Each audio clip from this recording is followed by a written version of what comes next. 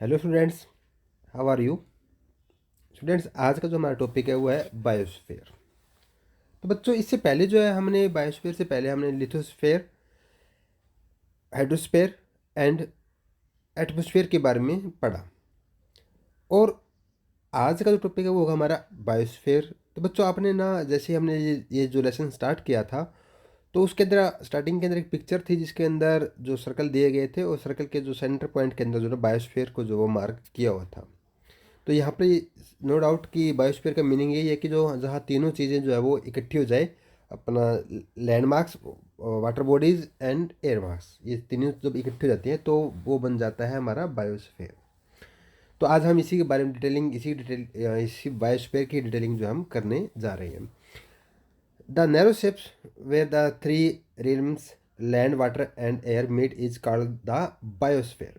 That is the sphere where life exists. तो बच्चों, यहाँ पर कहता है कि जो नैरो स्फेयर है एक तरह से ये, जहाँ ये तीनों चीज़ें मिलती हो, जहाँ पर लैंड, वाटर और एयर, और जब तीनों ये मिल जाती है तो इसको हम बोलते हैं बायोस्फेयर। और ये तीनों जब मिल जाती है तो ही जो यहाँ पर जो लाइफ है, जीवन है, वो बन जाता है। It is the home of all the living things. तो कहता है कि ये जो ना हम लिविंग थिंग्स का जो ना ये एक तरह से घर है। Our earth is the only planet in the solar system where life exists. तो बच्चों, उसके बाद ये कहता है कि अपनी जो अर्थ है ना, ये एकमात्र ऐसी अर्थ, हम कह सकते हैं कि सोलर जो सिस्टम अपना, उस सिस्टम के अंदर अर्थ ही एक सिंगल ऐसे ही प्लानट है जहाँ पर लाइफ जो वो एग्जिट करती है। The living organism of the biosphere can be broadly classified into to kingdoms, the plant kingdoms and the animal kingdoms. तो बच्चों, यहाँ पर कहता है कि जो बायोस्फीयर है उसके अंदर अगर हम क्लासीफाइड करें, उसको बोर्डली क्लासीफाइड करें, तो उसके अंदर दो तरह के जो किंगडम जो है वो बन जाते हैं, दो तरह का जो साम्राज्य जो है वो बनता है। एक तो होता है वो जिसको हम बोल सकते हैं द प्लांट किंगडम। इसके अंदर जो हमारे जो नेचुरल वेजिटेशन है वो इसके अंदर आ जाती है। एंड द एनिमल किंगडम, यानी कि जो जितने भी जीव जंतु हैं वो इसके अंदर आ जाते हैं। There are more than 50 lakhs various of, हम कहेंगे 15 millions varieties of animals and plants. Some are microscope, that is we can see them only with the help of microscopes. तो यहाँ पर कहता है कि जो कुछ जो है ना माइक्रोस्कोपिक जैसे शेप के होते हैं, जिनको सिर्फ हम माइक्रोस्कोप की हेल्प से जो है ना वो देख सकते हैं। Some are quite big and huge like elephants and whales. तो कुछ ऐसे भी हैं जो हाथी के जैसे, और व्हेल जो मछली है उसके जैसे, जो काफ़ी बड़े शेप के हैं। सम लाइव डीप अंडर वाटर। तो कुछ जीव जंतु ऐसे हैं जो काफ़ी गहराई के अंदर, जो पानी के अंदर पाए जाते हैं।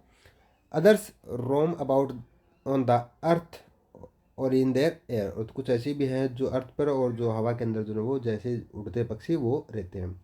All living beings, including man, are dependent on each other as well as on the biosphere for several। तो कहता है ये सभी जितने लिविंग थिंग्स है ना, उसके अंदर हम इन मैन को भी इंक्लूड कर सकते हैं। ये एक दूसरे के ऊपर डिपेंडेंट है, एक दूसरे के बिना रह नहीं सकते। चाहे उसके अंदर जो है ना हम प्लांट्स भी ले सकते हैं और ह्यूमन भी ले सकते हैं और उसके जो एनिमल्स है वो भी ले सकते हैं। ये तीनों यानी कि हमारे अर्थ के ऊपर जितनी भी जो लिविंग थिंग्स है वो एक दूसरे के ऊपर डिपेंडेंट है, एक दूसरे की जो उनकी नीड रहती है। इसी को जो हम कह सकते हैं इकोसिस्टम जो है ना वो बना रहता है। Change in the environmental condition effect all forms of life. तो कहता है कि यहाँ पर इन्वायरमेंट जो है कुछ चेंज हो रहा है कुछ कंडीशन की वजह से, और इसका इफेक्ट जो है ना हमारी लाइफ के ऊपर डायरेक्टली आ रहा है। Plants make suitable adaptations such as they seed their leaves in the dry season। तो कहता है कि जो ना हम देख सकते हैं कि जो प्लांट्स है वो अपने आप को जो स्टेबल कर लेते हैं, जब ड्राई सीजन आता है तो वो अपने पत्ते गिरा देते हैं। Animals and birds migrate from a place to another to adjust to the various environmental changes. तो कहता है कुछ इन्वायरमेंटल चेंजेस आते हैं तो उसकी वजह से क्या होता है कि जो एनिमल्स और जो बर्ड्स हैं वो माइग्रेट, यानी कि एक प्लेस से दूसरे प्लेस पर, अनदर प्लेस पर जो वो चले जाते हैं, एडजस्ट कर लेते हैं अपने। तो इस तरह से वो चेंज करते रहते हैं। उसके बाद है disturbing the balance of the biosphere. तो कहते हैं कि जो बायोस्फीयर के अंदर जो बैलेंस है वो डिस्टर्बेंस, उसके अंदर डिस्टर्बिंग जो है वो आ रही है कुछ ह्यूमन एक्टिविटी की वजह से। तो उसी के बारे में यहाँ पढ़ने जा रहे हैं। The different components of our environment interact with another, change in one में led to change in other. तो कहता है कि जो ना जो डिफरेंट कंपोनेंट्स अर्थ के वो एक दूसरे से इंटरेक्ट जो है वो रहते हैं। इसके अंदर बात कहता है कि अगर इसके अंदर एक में चेंज आएगा तो नो डाउट दूसरे के अंदर भी जो है वो चेंजेस जो देखने को मिल सकते हैं। Thus there is an equilibrium in the environment with the rapid growth of a population. This balance of coexistence has come under severe threat।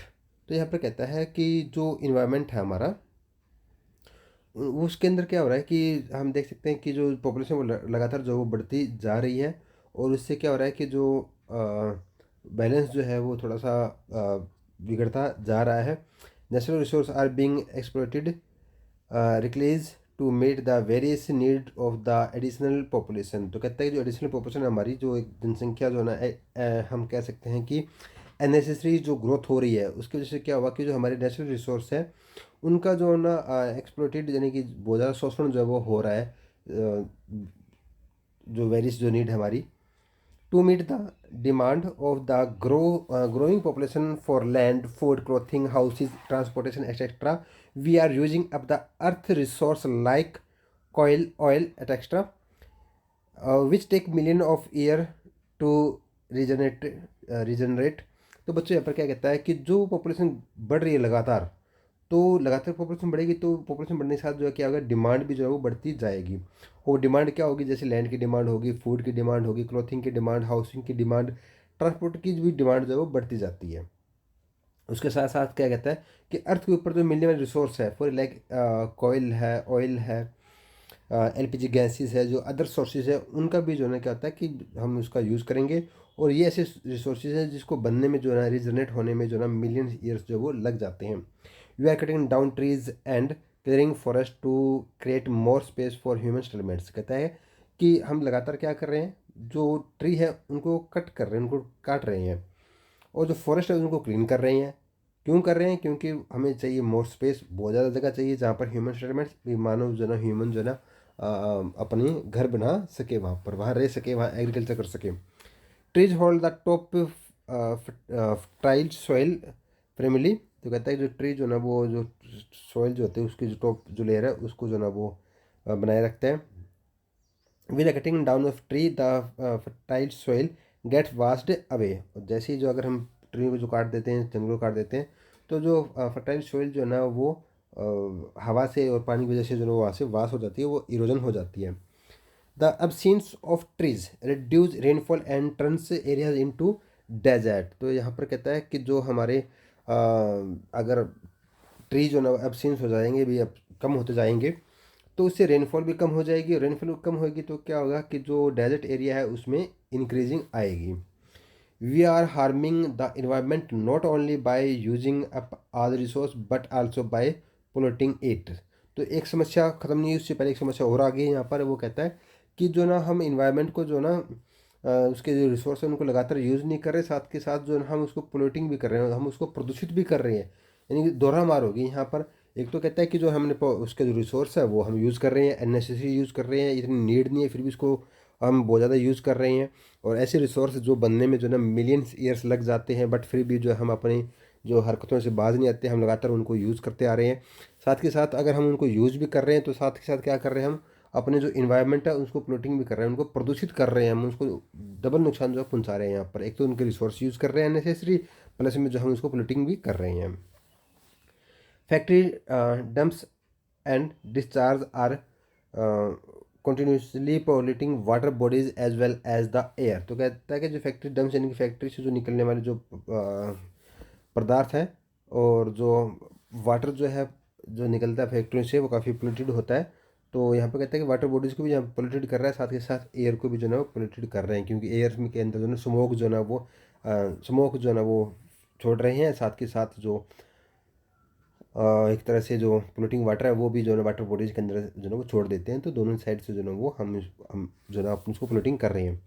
Wastage from factories and other pollutants are constantly poured into water bodies. तो यहाँ पर कहता है कि जो ना हम factory से निकलने वाला जो वेस्टेज है उससे जो हम क्या करें कि उसको पानी के अंदर भी छोड़ देते हैं, तो उससे क्या होता है कि वाटर जो है वो ख़राब हो जाता है।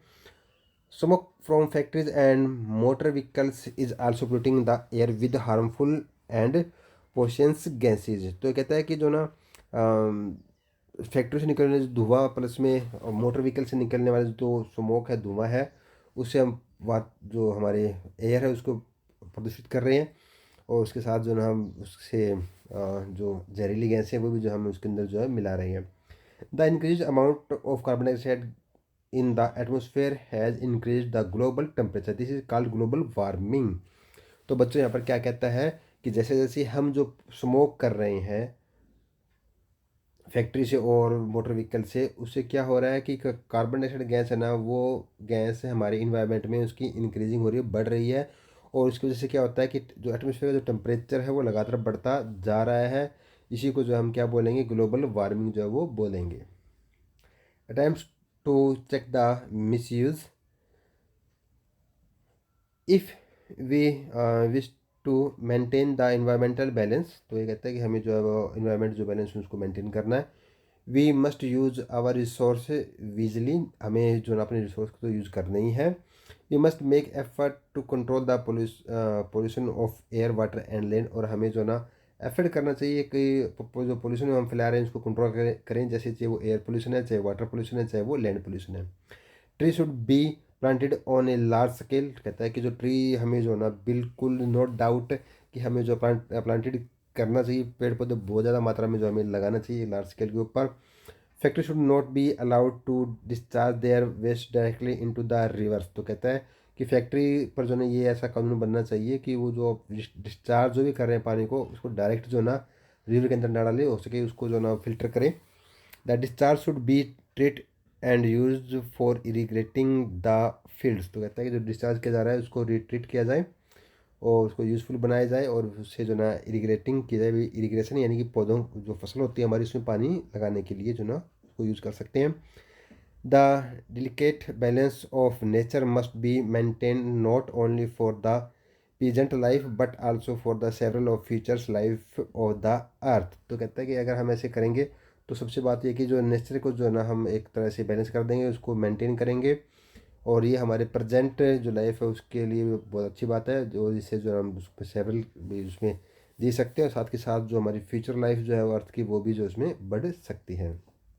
तो यहाँ नीचे दो पिक दी गई है, उसमें देख सकते हैं कि एयर पोल्यूशन जो है कैसे जो है वो बढ़ता जा रहा है, कैसे कितना और एयर पोल्यूशन जो यहाँ पर हो रहा है, और साथ के साथ जो वाटर पोल्यूशन है वो अब भी यहाँ पर देख सकते हैं।